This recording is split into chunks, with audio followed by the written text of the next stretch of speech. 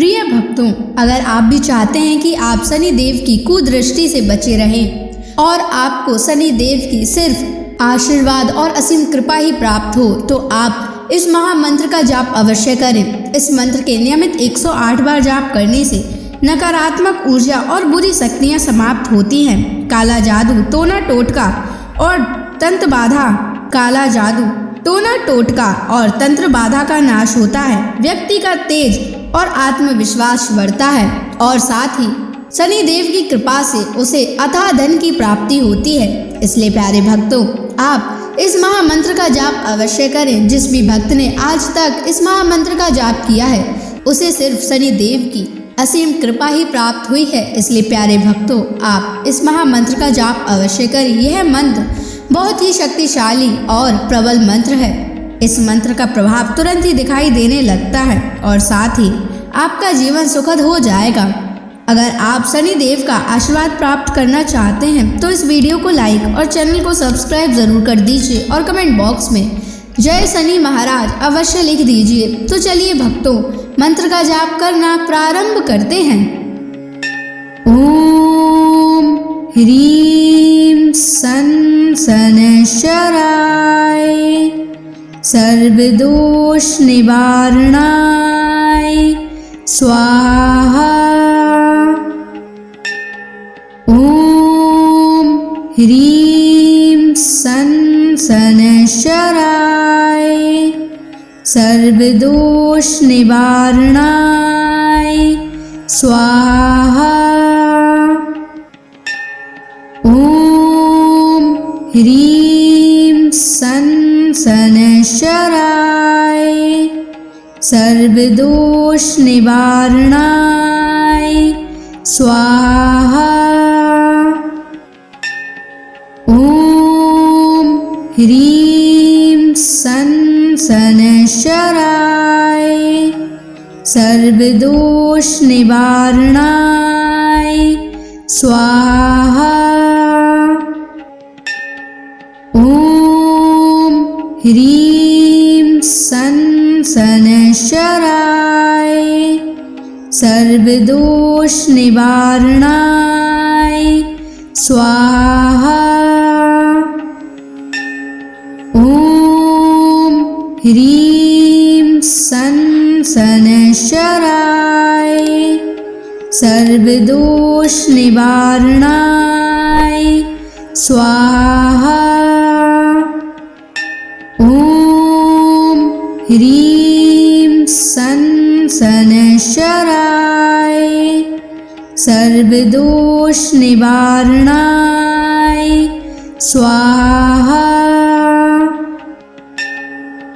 ओम ह्रीं सन शनैश्चराय सर्वदोष निवारणाय स्वाहा। ओम ह्रीं सन शनैश्चराय सर्वदोष निवारणाय स्वाहा। ओम ह्रीं सन शनैश्चराय सर्वदोष निवारणाय स्वाहा। ओम ह्रीं सन शनैश्चराय सर्वदोष निवारणाय स्वाहा। ओम ह्रीं सन शनैश्चराय सर्वदोष निवारणाय स्वाहा। ओम ह्रीं सन शनैश्चराय सर्वदोष निवारणाय स्वाहा। ओम ह्रीं सन शनैश्चराय सर्वदोष निवारणाय स्वाहा। ॐ ह्रीं सन् शनैश्चराय सर्वदोषनिवारणाय स्वाहा। ॐ ह्रीं सन् शनैश्चराय सर्वदोषनिवारणाय स्वाहा। ॐ ह्रीं सन् शनैश्चराय सर्वदोषनिवारणाय स्वाहा। ॐ ह्रीं सन् शनैश्चराय सर्वदोषनिवारणाय स्वाहा। ॐ ह्रीं सन् शनैश्चराय सर्वदोषनिवारणाय स्वाहा। ॐ ह्रीं सन् शनैश्चराय सर्वदोषनिवारणाय स्वाहा। ॐ ह्रीं सन् शनैश्चराय सर्वदोषनिवारणाय स्वाहा। ॐ ह्रीं सन् शनैश्चराय सर्वदोषनिवारणाय स्वाहा। ॐ ह्रीं सन् शनैश्चराय सर्वदोषनिवारणाय स्वाहा। ॐ ह्रीं सन् शनैश्चराय सर्वदोषनिवारणाय स्वाहा। ॐ ह्रीं सन् शनैश्चराय सर्वदोषनिवारणाय स्वाहा। ॐ ह्रीं सन् शनैश्चराय सर्वदोषनिवारणाय स्वाहा। ॐ ह्रीं सन् शनैश्चराय सर्वदोषनिवारणाय स्वाहा। ॐ ह्रीं सन् शनैश्चराय सर्वदोषनिवारणाय स्वाहा। ॐ ह्रीं सन् शनैश्चराय सर्वदोषनिवारणाय स्वाहा। ॐ ह्रीं सन् शनैश्चराय सर्वदोषनिवारणाय स्वाहा। ॐ ह्रीं सन् शनैश्चराय सर्वदोषनिवारणाय स्वाहा। ॐ ह्रीं सन् शनैश्चराय सर्वदोषनिवारणाय स्वाहा। ॐ ह्रीं सन् सनशराय सर्वदोष निवारणाय स्वाहा। ॐ ह्रीं सनशराय सर्वदोष निवारणाय स्वाहा। ॐ ह्रीं सनशराय सर्वदोष निवारणाय स्वाहा। ॐ ह्रीं सनशराय सर्वदोष निवारणाय स्वाहा। ॐ ह्रीं सनशराय सर्वदोष निवारणाय स्वाहा। ॐ ह्रीं सनशराय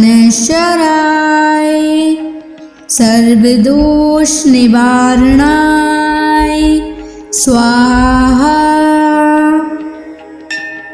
ॐ ह्रीं सनशराय सर्वदोष निवारणाय स्वाहा। ॐ ह्रीं सनशराय सर्वदोष निवारणाय स्वाहा। ॐ ह्रीं सनशराय सर्वदोष निवारणाय स्वाहा। ॐ ह्रीं सनशराय सर्वदोष निवारणाय स्वाहा। ॐ ह्रीं सनशराय सर्वदोष निवारणाय स्वाहा। ॐ ह्रीं सनशराय सर्वदोष निवारणाय स्वाहा। ॐ ह्रीं सनशराय सर्वदोष निवारणाय स्वाहा।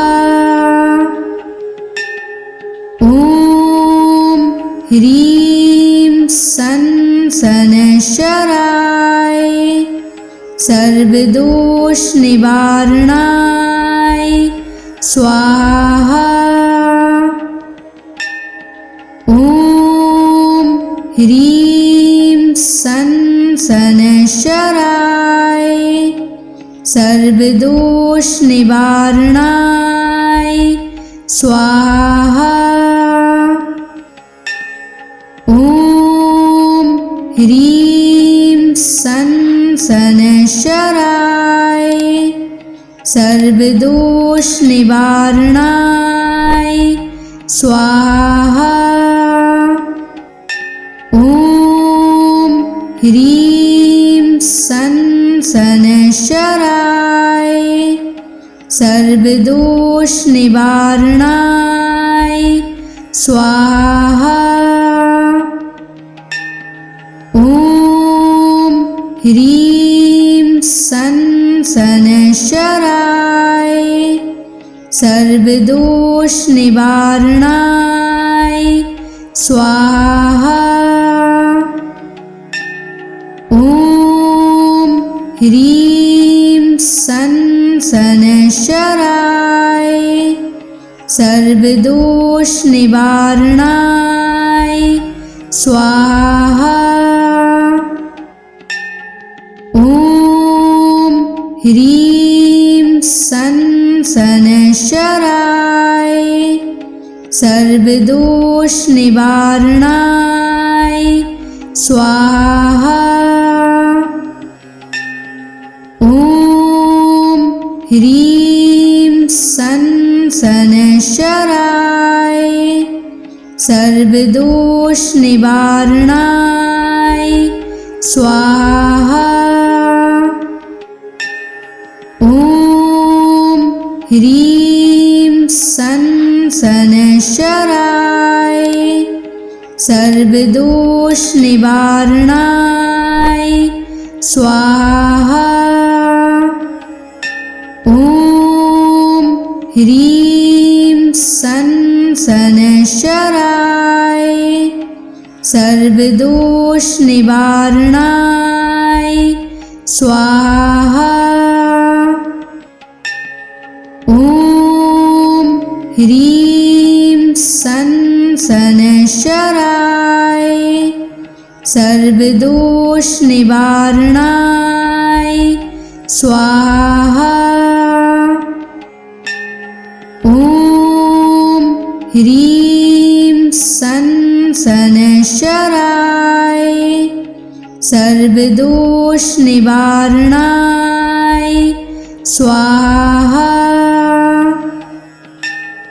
ॐ ह्रीं सन शनैश्चराय सर्वदोष निवारणाय स्वाहा। ॐ ह्रीं सन शनैश्चराय सर्वदोष निवारणाय स्वाहा। ॐ ह्रीं सन शनैश्चराय सर्वदोष निवारणाय स्वाहा। ॐ ह्रीं सन शनैश्चराय सर्वदोष निवारणाय स्वाहा। ॐ ह्रीं सन शनैश्चराय सर्वदोष निवारणाय स्वाहा। ॐ ह्रीं सन शनैश्चराय सर्वदोष निवारणाय स्वाहा। ॐ ह्रीं सन शनैश्चराय सर्वदोष निवारणाय स्वाहा। ॐ ह्रीं सन शनैश्चराय सर्वदोष निवारणाय स्वाहा। ॐ ह्रीं सन शनैश्चराय सर्वदोष निवारणाय स्वाहा। ॐ ह्रीं सन शनैश्चराय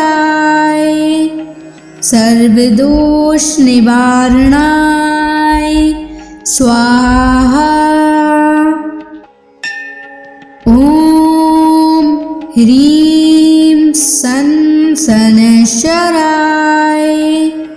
सर्वदोष निवारणाय स्वाहा। ॐ ह्रीं सन शनैश्चराय सर्वदोष निवारणाय स्वाहा। ॐ ह्रीं सन शनैश्चराय सर्वदोष निवारणाय स्वाहा। ॐ ह्रीं सन् शनैश्चराय सर्वदोषनिवारणाय स्वाहा। ॐ ह्रीं सन् शनैश्चराय सर्वदोषनिवारणाय स्वाहा। ॐ ह्रीं सन् शनैश्चराय सर्वदोषनिवारणाय स्वाहा। ॐ ह्रीं सन् शनैश्चराय सर्वदोषनिवारणाय स्वाहा। ॐ ह्रीं सन् शनैश्चराय सर्वदोषनिवारणाय स्वाहा। ॐ ह्रीं सन् शनैश्चराय सर्वदोषनिवारणाय स्वाहा। ॐ ह्रीं सन् शनैश्चराय सर्वदोषनिवारणाय स्वाहा। ॐ ह्रीं सन् शनैश्चराय सर्वदोषनिवारणाय स्वाहा। ॐ ह्रीं सन् शनैश्चराय सर्वदोषनिवारणाय स्वाहा। ॐ ह्रीं सन् शनैश्चराय सर्वदोषनिवारणाय स्वाहा। ॐ ह्रीं सन् शनैश्चराय सर्वदोषनिवारणाय स्वाहा। ॐ ह्रीं सन् शनैश्चराय सर्वदोषनिवारणाय स्वाहा। ॐ ह्रीं सन् शनैश्चराय सर्वदोषनिवारणाय स्वाहा। ॐ ह्रीं सन् शनैश्चराय सर्वदोषनिवारणाय स्वाहा। ॐ ह्रीं सन् शनैश्चराय सर्वदोषनिवारणाय स्वाहा। ॐ ह्रीं सन् शनैश्चराय सर्वदोषनिवारणाय स्वाहा। ॐ ह्रीं सन् शनैश्चराय सर्वदोषनिवारणाय स्वाहा। ॐ ह्रीं सन् शनैश्चराय सर्वदोषनिवारणाय स्वाहा। ॐ ह्रीं सन् शनैश्चराय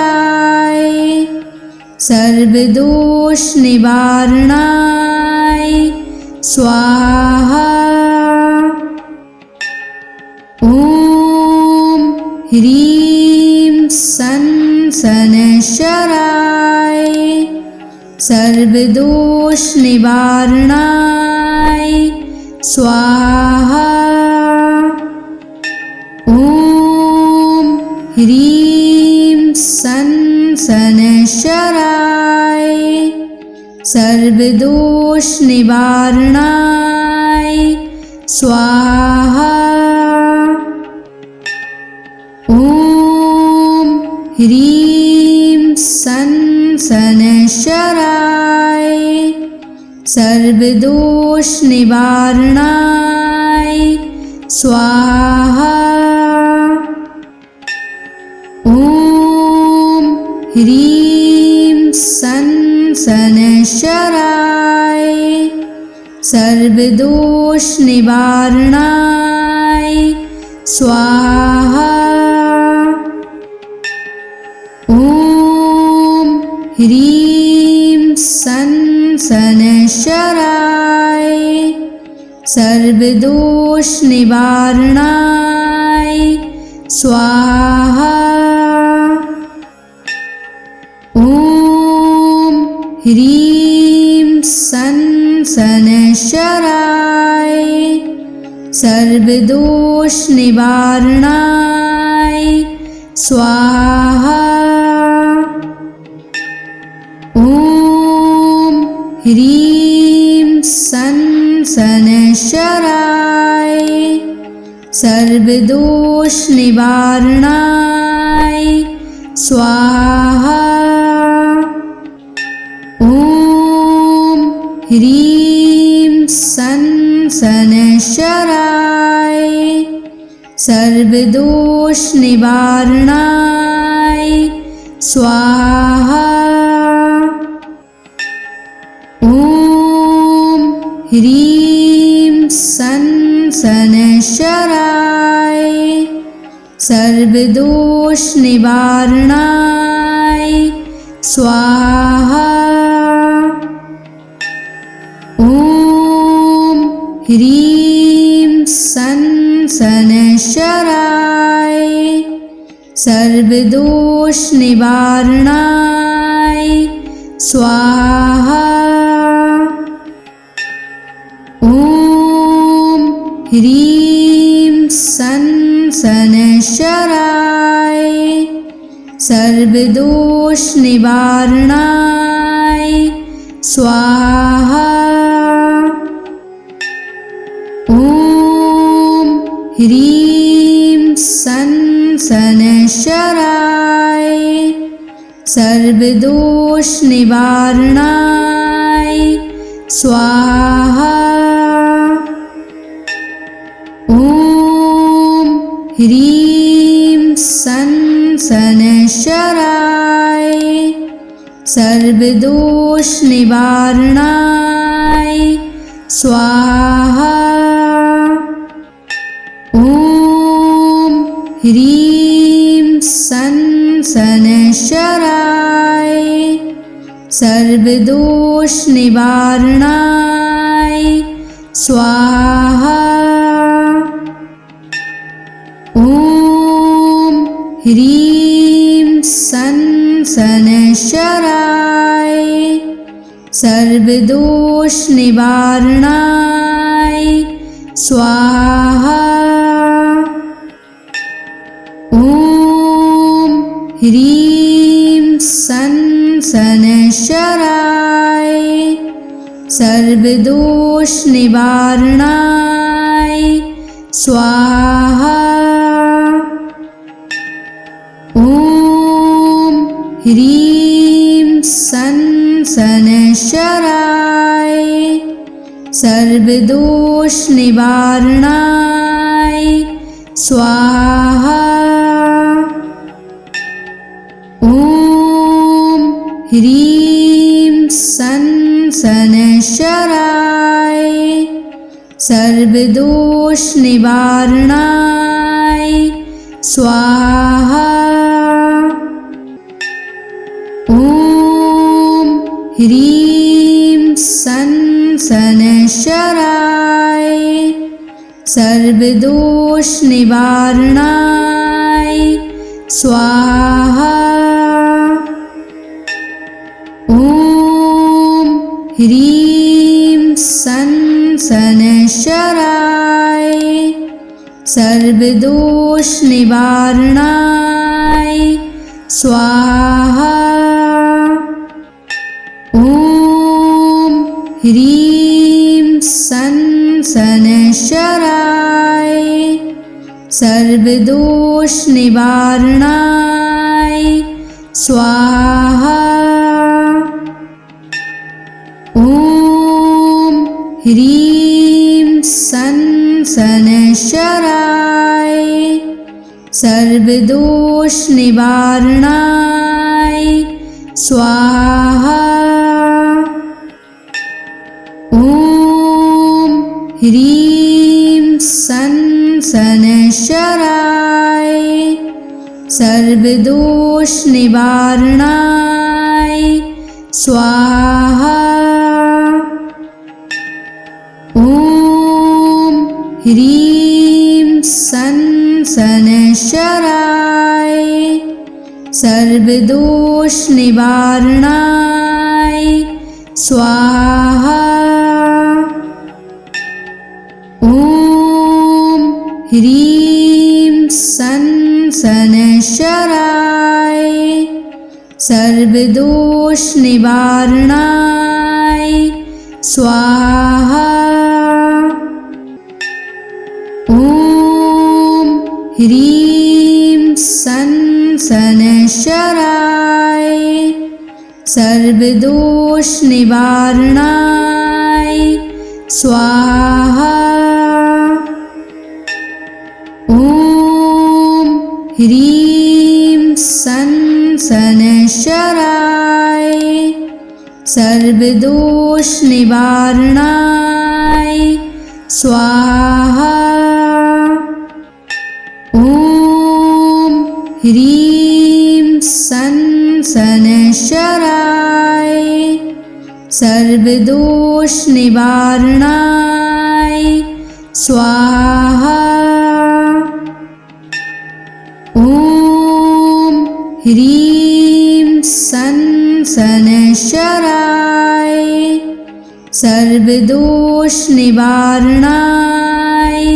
स्वाहा। ॐ ह्रीं सन शनैश्चराय सर्वदोष निवारणाय स्वाहा। ॐ ह्रीं सन शनैश्चराय सर्वदोष निवारणाय